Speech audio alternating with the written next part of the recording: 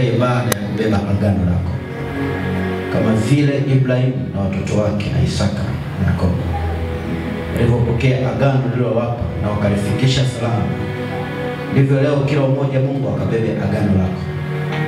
Agano la mafanikio, agano la ndoa, la kazi, la biashara, la uchumi, la utumishi, la unabii, la mitume na uchungaji. Baba, maombi haya ninaomba kwa uaminifu, ninaomba kwa unyenyekevu kabisa.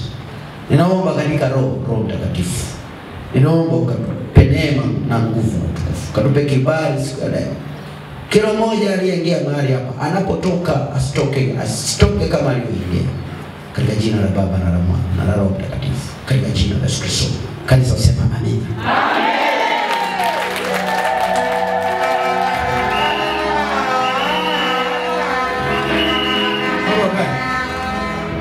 Leo ni ibada ya kubeba agano. Agano maana yake nini?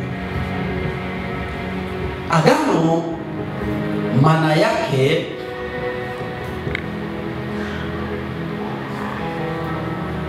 ni kumbukumbu. Agano maana yake ni kumbukumbu. Au agano maana yake ni kutokuachana. Haleluya. Amen. Kuna watu wanafanya maagano, mwisho wa siku wanaachana. Mungu ukiumeagana naye alafu hujafanya kama anavyotaka, ukakeungeuka, Waswahili wanasema yale maagano yanakugeuza kuwa mapigo. Lakini kama umefanya vizuri, anakuambia kuanzia uzao wako wote watakula mema ya nchi.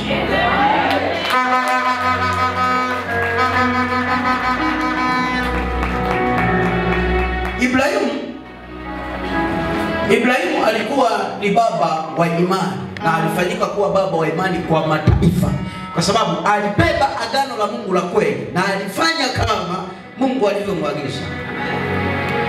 Leo una maagano ya kichawi, ndio maana ufanikiwi, na yamkini unafanikiwa kwa sababu hujakengeuka. Ukikengeuka tu kuna siku yanakuja kukugeuka, yanakupiga. Yaani ni sawa leo mmeenda kutoa mtu kafara. Baada ya kumtoa mtu kafara kwa mganga, lile agano ukaambiwa umemtoa huyo mtu atakuletea pesa, lakini inatakiwa kila baada ya muda fulani unamhudumia au unampa chakula. Yaani hilo ni agano umelifanya. Usipotimiza yale ambayo unaambiwa na mganga, maana yake yule msukule eza akapotea ukafilisika. Yaani anaondoka katika mazingira kwa sababu haumchungi, haujafanya agano. Na Mungu ndivyo vile vile, akikupa agano hujafanya, anakuacha.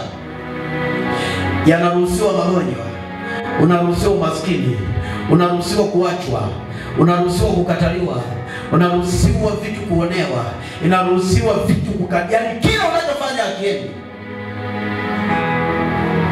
Nifungulia 17 mstari wa kwanza. Mwanzo 17 mstari wa kwanza. Mwangesema iki anasema? Mwanzo 17 mstari wa kwanza. Hapo Abrahamu alipokuwa mtu wa miaka 99. Rudia tena. Abrahamu alipokuwa mtu wa miaka 99. Abrahamu alipokuwa na miaka 99. Bwana alimtokea Ibrahimu. Abrahamu akamwambia Abrahamu, mimi ni Mungu Mwenyezi. Uende mbele yangu. Ukawe mkamilifu. Hapa ni Mungu anampa Ibrahimu agano. Si kama mnanielewa hapa? Hapa Mungu anampa Ibrahimu agano. Anamwambia uende wapi?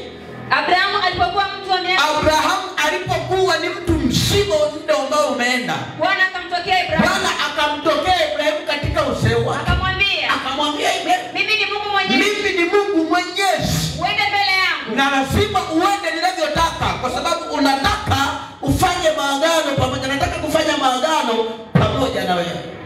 Ndio maana utumishi unapokuja hauji kwa kulazimishwa. Unakuja kwa sababu Mungu amekupenda, anataka kufanya agano na wewe. Amen. Ibrahimu kipindi chote wakati kijana, Mungu alikuwa hajamtokea. Na sio kwamba alikuwa hajamuona, alikuwa amemwona.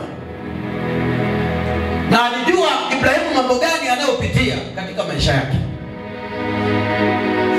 Lakini katika uzee ule Mungu akamtokea Ibrahimu.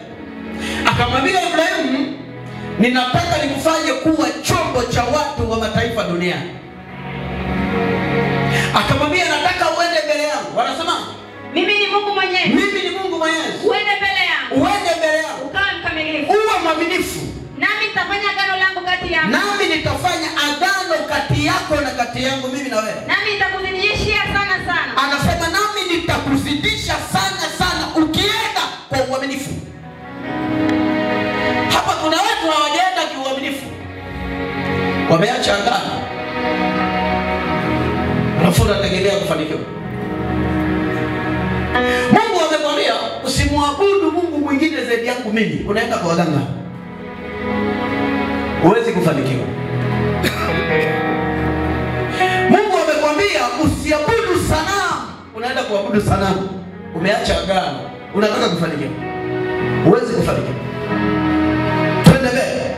Abrahamu akaanguka kifudifudi. Abrahamu akaanguka baada ya kusikia hayo maneno Mungu akimwambia, akaanguka kifudifudi. Mungu akamwambia Ibrahim. Akasema mimi agano langu nililofanya nawe. Agano langu nililofanya mimi na wewe. Nawe utakuwa baba wa mataifa mengi. Nawe utakuwa baba wa mataifa. Ukifanya agano nililokupa, utakuwa sio mtu wa kawaida katika dunia. Agano Mungu mwenyewe akumbuke agano alilofanya wewe na yeye. Ndio anaweza akashuka akakutetea. Ndio anaweza akashuka akakubariki.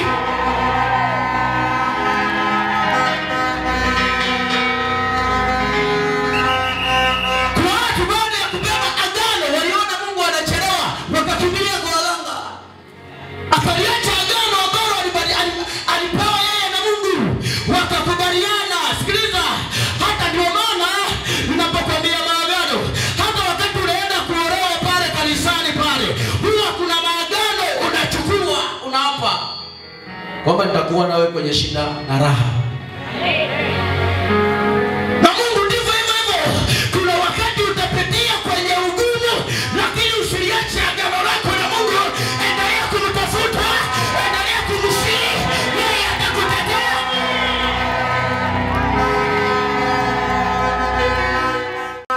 Mungu akaanza kumwambia Abrahamu, hili ndilo agano langu. Ukiniweza kulishika hili mwanangu, wewe na uzao wako wote umefanikiwa. Yaani ukaniabudu mimi tu. Mimi nikawa Mungu kwako. Asiwepo miungu mingine, asiwepo mchawi wala mganga, asiwepo msharati yoyote. Usiabudu madawa, usiabudu makaburi. Ukawa ni Mungu kwako mimi. Hakika nitakuzidishia hadi kwenye uzao wako, hadi kwa watoto wako.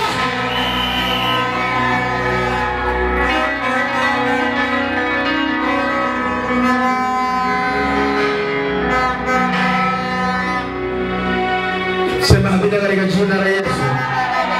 Sema amina katika jina la Yesu. Anasemaje? Hili ndilo agano langu. Hili ndilo agano langu. Utakalolishika. Kati ya mimi na wewe. Kati yangu mimi na wewe. Na uzao wako. Hakikisha unashika ili agano nalokupa leo. Badala yako. Badala yako twende. Kila mwanaume wa kwenu atafanyaje? Atatairiwa. Lazima ushike sheria yangu. Na watoto wote wa kiume lazima watairiwe kwa sababu ni agano langu. Ukiona nyumbani kwako mtoto wako hajatairiwa, nenda ukamkimbize mapema. Wewe unachafua agano la Mungu. Mtamtairi nyama ya ng'ombe. Rudia tena. Changamka masindamu umekwenda Hili ndilo agano langu. Hili ndilo agano langu. Ambalo utalishika. Kati ya mimi na wewe. Kati yangu mimi na wewe. Na uzao wako. Na uzao wako. Badala yako. Kila mwanaume. Wa kwenu. Atatairiwa. Hapa Mungu anatoa maagano, yani taratibu zote uzishike. Ninyi mnamsikiaga Mungu tu. Alafu unajua Mungu ni wa kujibu tu. Yaani unajua Mungu ni wa kujibu tu. Yaani kajibu tu. Hata Mtamtairi nyama ya ng'ombe yenu. utamtairi mtoto wa kiume. Na jambo hili litakuwa ishara ya agano la Na hili jambo litakuwa ni ishara la agano kati yangu mimi na wewe. mtoto wa siku 8 atatairiwa kwenu. Ndio. Kila mwanaume katika vizazi vyenu. Katika vizazi vyetu. Mzaliwa nyumbani. Na mnunuliwa kwa fedha. Na mnunuliwa kwa nini? Kwa fedha. Kimungu wametembea kusikia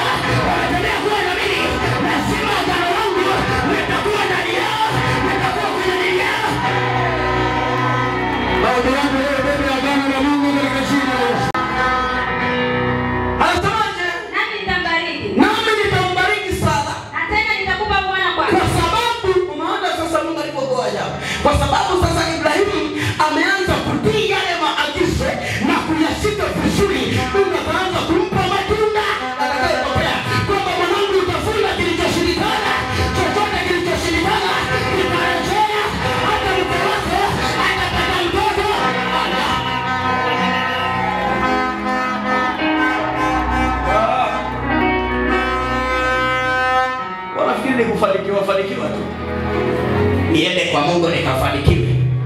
Huku kuna mambo umeacha, kuna maagizo umeacha, watu kufanikiwa. Na kuna watu Mungu aliwaahidi watafanikiwa, akaona umri unaenda, yeye hafanikiwi, akaacha na ibada, akaacha na kuabudu. Wangu kitakachokujilia kiko huku chini, na yamkini sio kitakachokujilia, kilishakujilia na unacho na unateseka nacho na haujarogwa. Kuna watu wako hapa wanamwamini Mungu lakini bado wanaabudu masanamu. Wanaabudu masanamu, wanaabudu makaburi.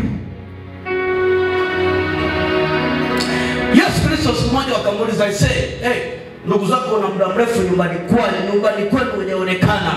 Mama yako na baba yako na ndugu zako wanakusubiri nje. Akaambia, ndugu zangu ni wale wanaosikiliza neno la Mungu peke yake.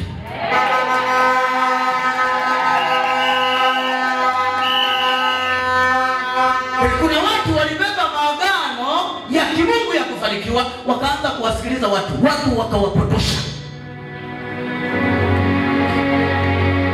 Mtu akakupotosha, mume akakupotosha, mke akakupotosha. Usiamini tu, yani usiamini tu, ujitoe tu.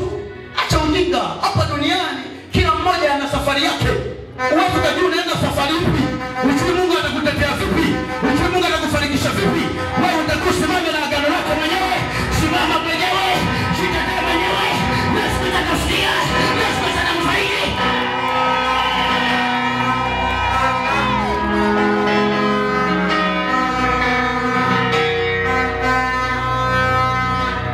Ndio maana mimi katika maisha yangu huwa sitaki kusikiliza habari ya baba, habari ya mama.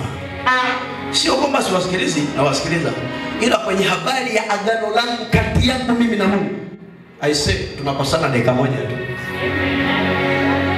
Kwa sababu ninajua wewe mpaka uje useme hivi, hii ni 5,000. Na hii 5,000 na nabii ananiambia nitoe. Kwa nini nimekwambia utoe? Imani yako jinsi unavyoomba, yani jinsi unavyotaka Mungu akutendee, sio Mungu wala sio madhabahu. Ni wewe na Mungu na agano lako mwenyewe. Nikataka nitoe pale.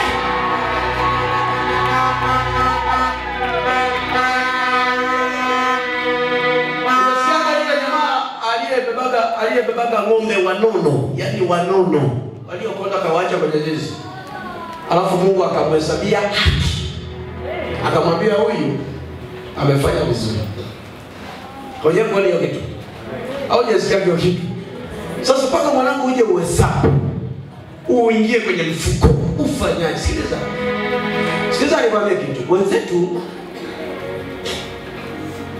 juzi, hata mimi nilikuwa naongeaga siku zote. Kwa naongeaga. Jana wakati tunapita kwenye mtandao nilikutana na Pastor Ezekiel. Anawafundisha watoto wake kwamba hivi ukienda kwa mganga unakutaka kuna praise, kuna mahubiri, kuna maombi. Hapana.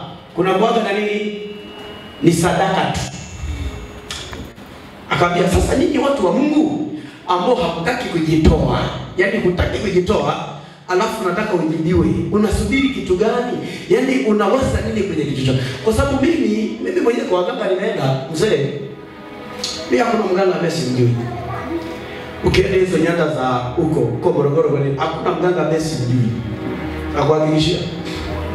Kipindi hicho siokoka, hakuna mganga. Alafu mimi nilikuwa naenda kwa waganga, ninaumwa kila mwezi, lazima niumwe. Tena naumwa ugonjwa wa kufa. Kila nikienda kupima, naambia sina ugonjwa. Wananipa tu dawa na kunywa. Kila mwezi naumwa. Na kwa mganga anakuambia uje na 70,000. Yaani kila unapoenda unakuwa na 70,000 mfukoni. Unatoa 70,000. Nenda kule Tuliani kule Morogoro kule Tuliani. Nenda kule 70,000 unatoa 70,000. Na hiyo 70,000 anakutembeza kwenye makaburi saa 8 za usiku. Unatembea tu. Alafu anakuambia utapata utajiri. Na siku ukikengeuka maagizo haya, maagano haya, umeona haya makaburi ndivyo ndio utakavyozikwa. Lakini unaondoka hapo bado una shida zimekulemea. Matatizo yamekulemea. Magonjwa yamekulemea. Watu wengi sisi tumemweka Mungu ni shemeji yetu. Ndio maana tunazungumza. Bila kwa vizuri. Ukinielewa vizuri utaelewa. Ila waganga tumewafanya ni miungu, yani ni Mungu waganga. Ila Mungu tumemfanya ni shemeji alafu ndo mganga. Yani ndo tumemfanya ni kama sisi mtu aina gani? Sio kwa sababu Mungu haonekani, lakini Mungu anaonekana. Kwa nini nasema Mungu anaonekana? Nakupa mfano kwako wewe uliyekuwepo hapo. Zamani wakati unamiliki pesa, zamani unamiliki hela, unamiliki yale magari, unamiliki zile nyumba, unamiliki ule mjengo.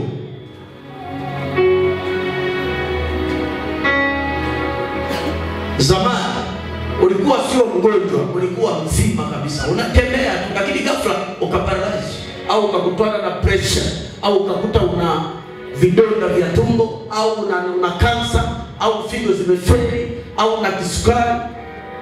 Vile zamani ilikuwa ni akili yako au ni Mungu? Ni Mungu. Aya, sasa ulipofilisika, kwa nini nimekuambia Mungu hivi? Kipindi wakati na vile vitu, kipindi unapokuwa na vile vitu, Mungu alikuwa anakutetea, alafu alikuwa anakupa maarifa ufanyie. Ila baada ya kuona Mungu ni kama umemwacha, akaamua kukuacha, kwa sababu kinachokufanikisha mtu ni ile neema ambayo Mungu ameweka ndani ya mtu. Ile ikitoka, maana yake kila ulichokuwa nacho kinashuka.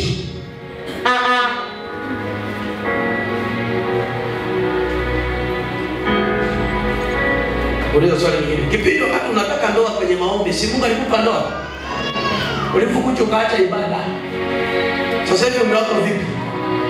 Na alikuwa mlokole mzuri, anaomba rabashanga raboseke, ukajua kuisha ribosapa ya masaka. Nimepata baba, umenishushia malaika. Ulipoanza kupiga rudi za kwenda sasa hivi,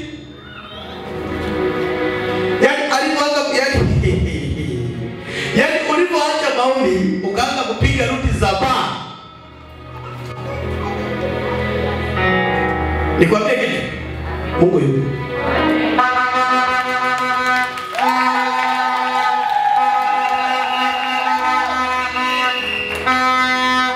Alafu nikwambie kitu, Mungu yupo kwenye foleni, yani kumfanikisha mtu siku hadi wakati hadi miezi hadi miaka hadi. Na kuuliza swali lingine, haujaona kuna familia moja, kuna mtoto ameibuka ghafla ni ana uwezo vibaya pale mtaani kwenu? Bado umesikia kuna kijana huko Marekani, mara yuko wapi, mara hujasikia? Jua Mungu yupo.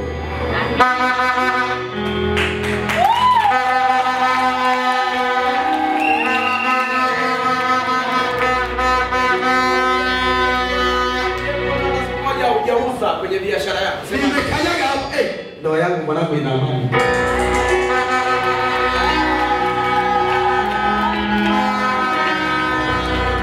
Haya, unakuja kujua kwamba Mungu yupo. Ila wewe ndio unataka kumshikilia, unamgusagusa tu, ni kama bibi yako. Ndio unamshikashika tu, unabonyeza kama andazi. Yani kama vile unavyoenda kuangalia parachichi limeiva.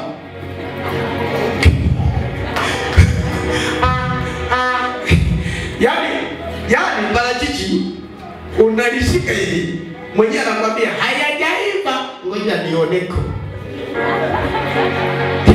Yani mpaka uhakikishe. Mpaka uhakikishe ili parachichi limeiva au ananidanganya nisile parachichi. Badala ya kusema alijaiva, asante, tutakuja kesho. Ila wewe mpaka udonoe, na haudonoi moja, ni moja, la pili, tatu, la nne. Mpaka mwenyewe anasema jamani, huyu mtu amekuja kunimalizia au? Mungu si wa kumdosoa. Mungu ukimwamini, muamini tu mazima.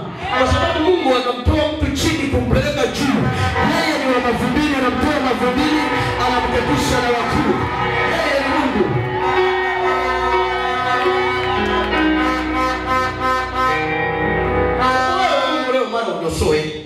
udosoe, kesho kutu usidosoe, wiki inayokuja usidosoe, mwezi mzima. Mungu anaona huyu ni kenge huyu. Huyu ni kenge, anifanya. Ngo nipite hivi na yeye apite hivi. Kwa kila mtu anapita hivi. Kwa unaanza badala ya Mungu kukutafuta, wewe ndio unaanza kutafuta Mungu. Yaani Mungu amepita huku na wewe umepita huku.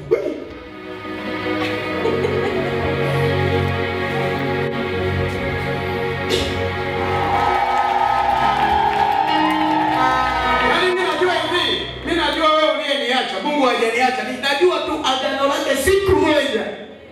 Unakuja kusema Baba, hakika wewe ni mwaminifu. Huo muda huo umeshakonda, unatembea hivi.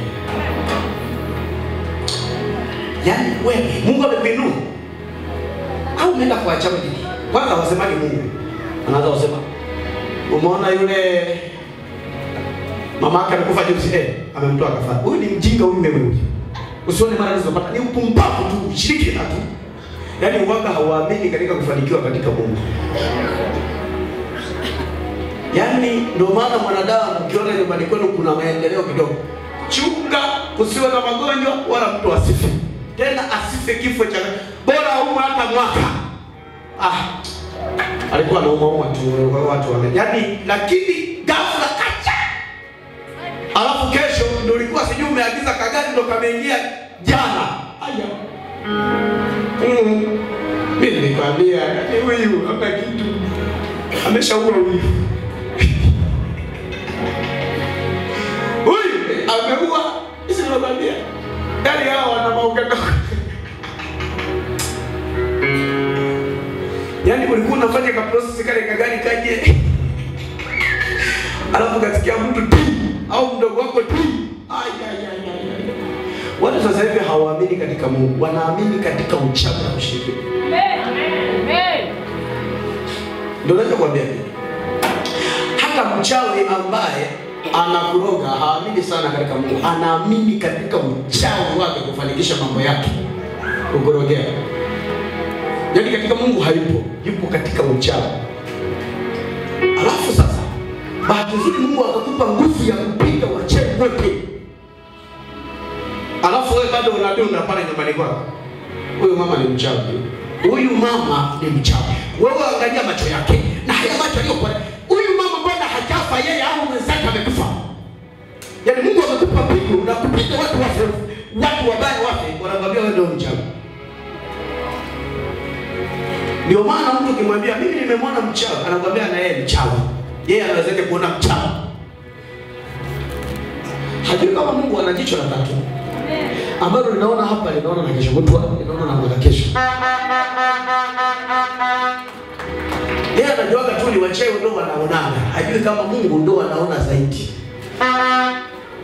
Na Mungu amewapa hao watu hao wanadamu ndio wanaona ni wachawi hao. Mungu aliwaumba yeye mwenyewe. Ila wao ndio wanatumia vibaya kufanya vitu vibaya. Yaani sheria zile kanuni ambazo nitakuzitumia wao wanazitumia vibaya. Na mchawi kazi yake ni kumtesa. Aone analialia, anaomba tu msaada, anafanya. Akamwambia hakika nitakurudia. Wakati huu mwakani. Natazama. Sara mkeo atapata nini? Atapata mtoto wa kiume. Akaanza kumtabiria mambo ambayo yanaanza kutokea.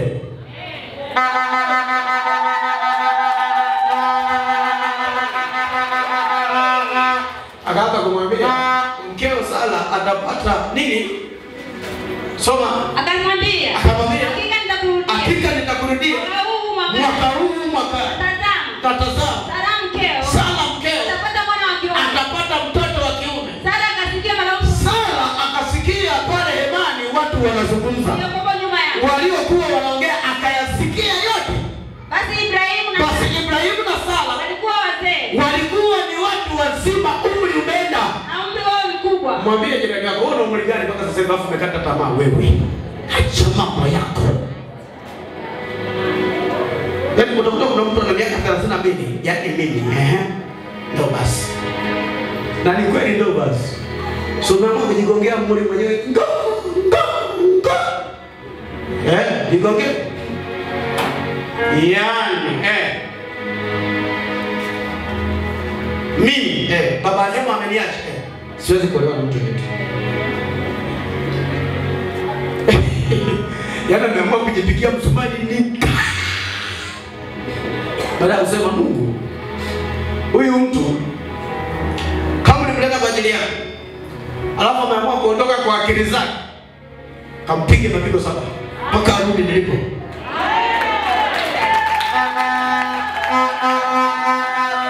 Lakini kama haukumleta kwangu mimi, alijifanya anataka kunipenda kwa kitu fulani, peperusha kama ni upepo wa kisurisuri, aende nao.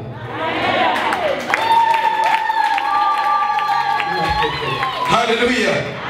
Yaani fika wakati uwe na bibi kwenye kinywa chako. Yaani mimi nakuhakikisha ukiongea hayo maneno, utasikia kesho, mke wangu nisamehe basi kama. Tumetoka mbali mke wangu. Angalia nilivyokonda.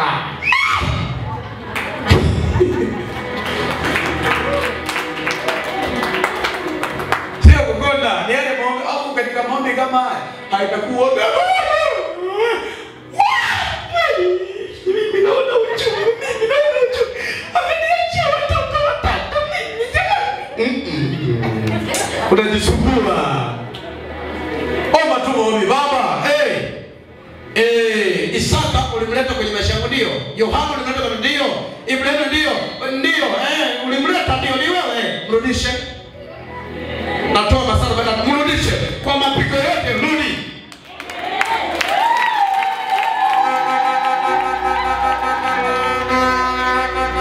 Sasa Mungu yake kilio uwaga anaangalia hoja. Yaani ile kulia unaongelea na kuongelea kama umefiwa. Acha ujinga. Yaani mtu anakulia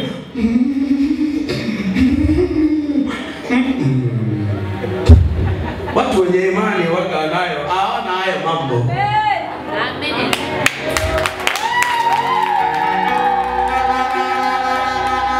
Sema mtu mwenye imani kazi yake ni kupeleka hoja mbele za Mungu. Baba,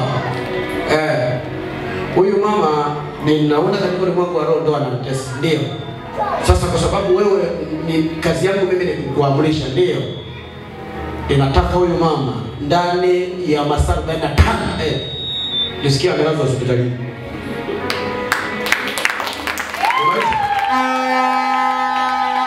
Umemaliza? Sasa uanze baba nitesa mimi. Haniachie ya matumizi. Baba, hela zote ambazo haachi hapa nyumbani anapeleka kwa mchepuko. Wakikutana na mchepuko, kichwa kianze kumuuma mchepuko. Alafu aanze kupandisha mashetani.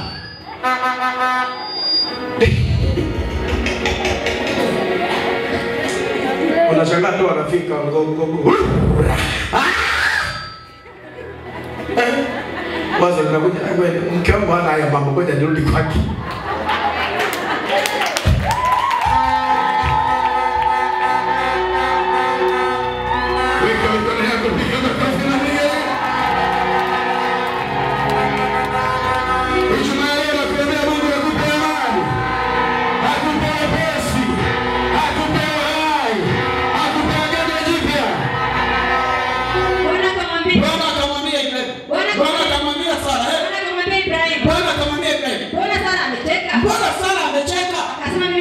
Akasema hivi kweli? Tazama mwana. Hivi kweli Sara ataweza kubeba mtoto kweli akapata mtoto? Sara ninavyomjua amezeeka. Jamani, hivi Sara hivi. Baba, Sara, sio Sara huyu anayetemeka. Sara yuko hivi. Huyu Sara atapata mtoto kweli? Ibrahimu anamuuliza Mungu. Ila kwa baada asubuhi mchana kumpikia na kachai na kaugali, unarudi tena bibi huyo. Wewe ni nani sasa? Ndipo Sara alikokuwa. Ndio akamwambia Bwana, hivi Sara kweli anaweza kunipatia faraja mimi? Bwana akamwambia Ibrahimu.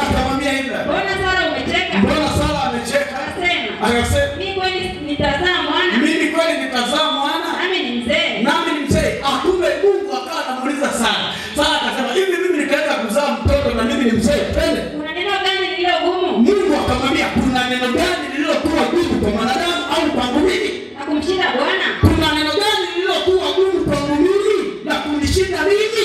Kwa muda wake nitakurudia. Akamwambia kwa agano langu mimi na wewe nitakurudia, maana agano limeshatimia. Ni wakati wako. Akasema Sara. Sara akakataa. Akasema sikucheka. Mimi sijacheka. Maana niliogopa. Nikasema maneno ulioniambia nimeyaogopa. Naye akasema sivyo. Umecheka. Amina. Pigia Yesu makofi.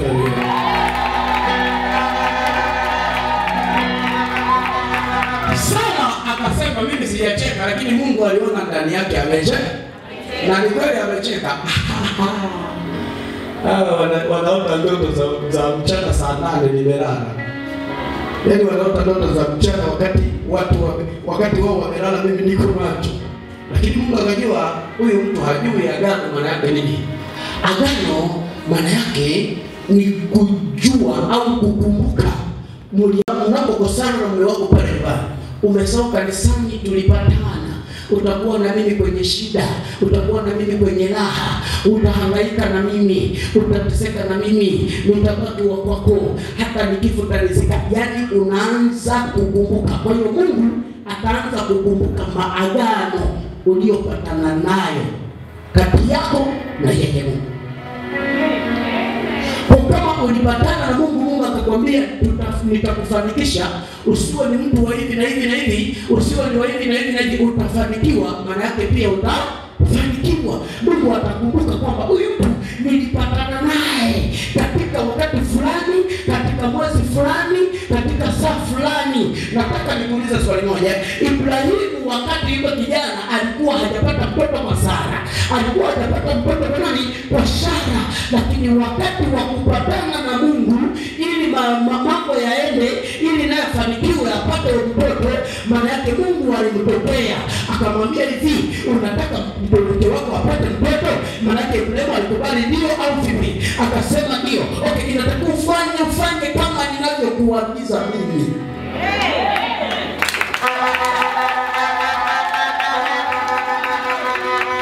Anasema ndipo nitakuja kukurudia, kuja kufanya agano langu mimi na wewe.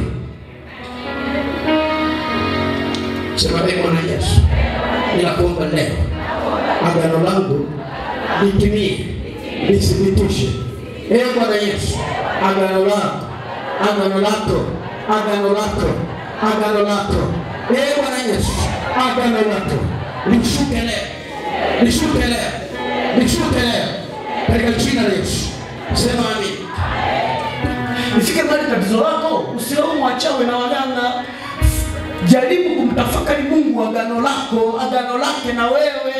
Wapi umekwama? Kuna mahali umekwama, ndio maana hufanikiwi, ndio maana vitu havionekani katika damu na nyama. Basi fike mahali uende ukafanye agano wewe na Mungu. Uone Mungu kama atakufanikisha.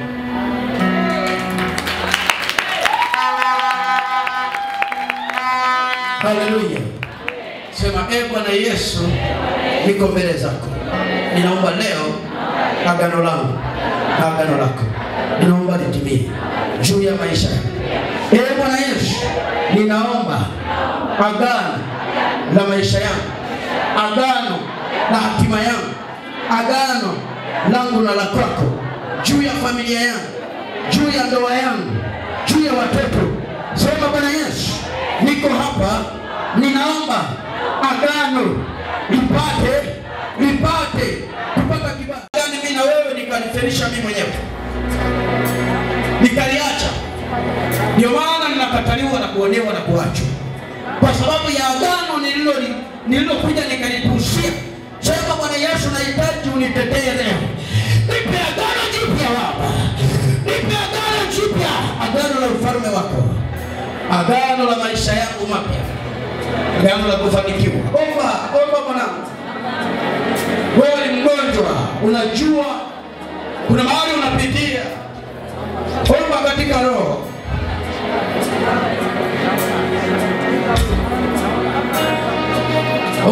Omba kwa kumaanisha. Kweli kuna mauchawi, kuna maagano ya kichawi nyumbani kwenu, sema Bwana Yesu, unasema na yakataa haya.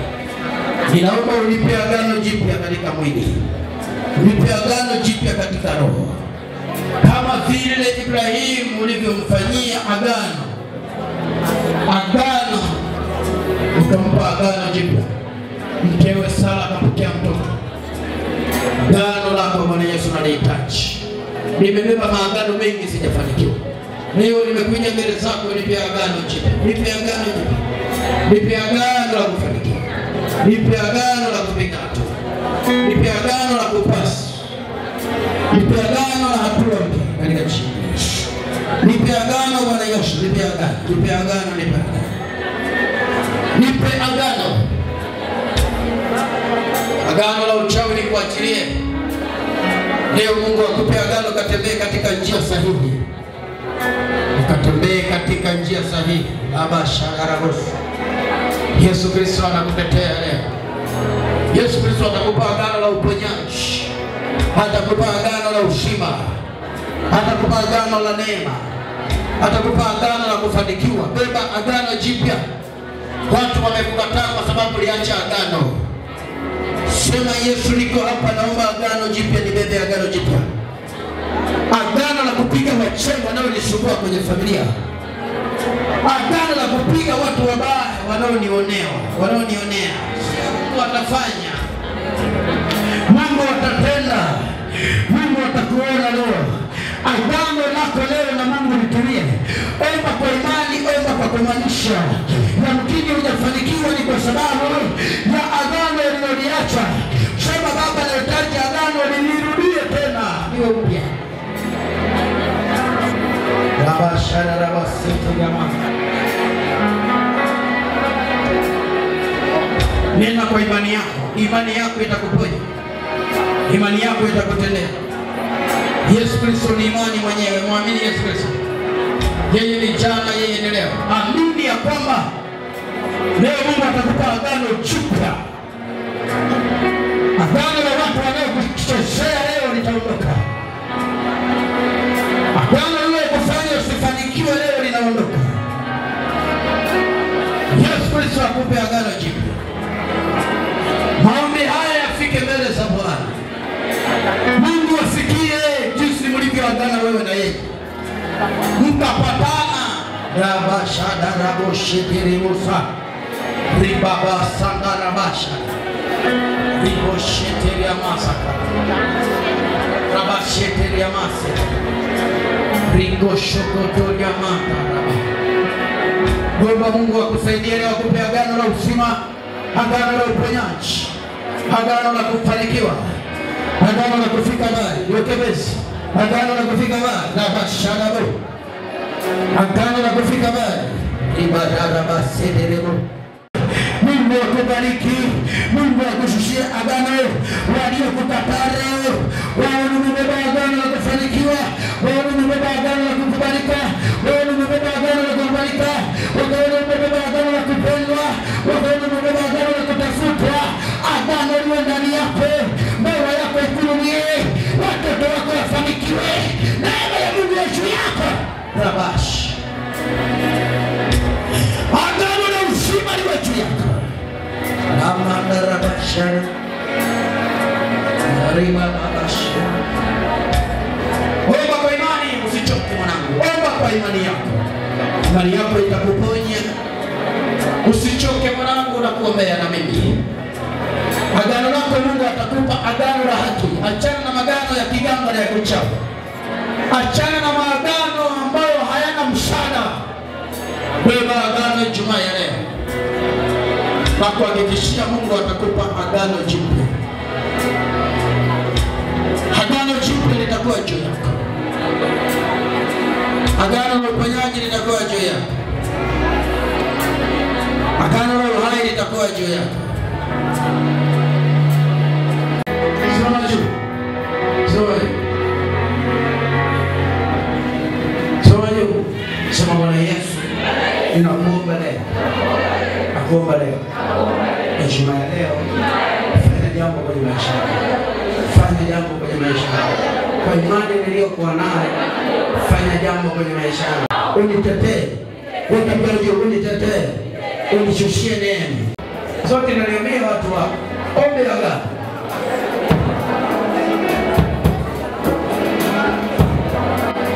Omba mwanangu.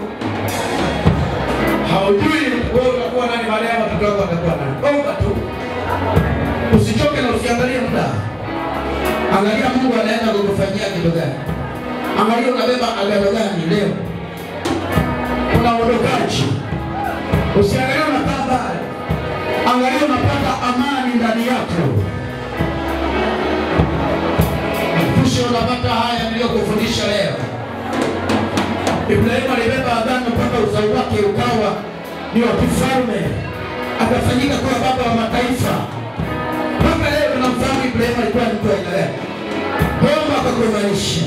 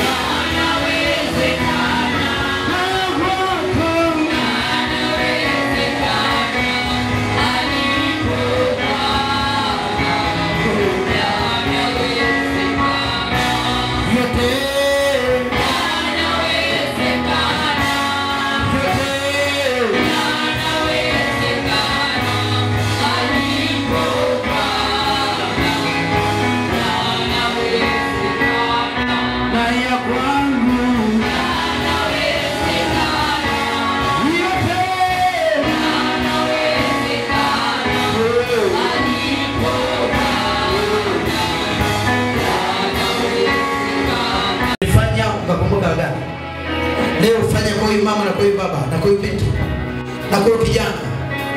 Fanya na kwa huyu mama katika jina la Yesu. Wape maagano wakatende na kusikia sauti yako. Kadiri ya mapenzi yako yatakavyokuwa na yakatimie kuanzia leo. Katika jina la Baba na la Mwana na la Roho Mtakatifu. Kanisa sema amen. Sema amen, piga makofi na Mungu.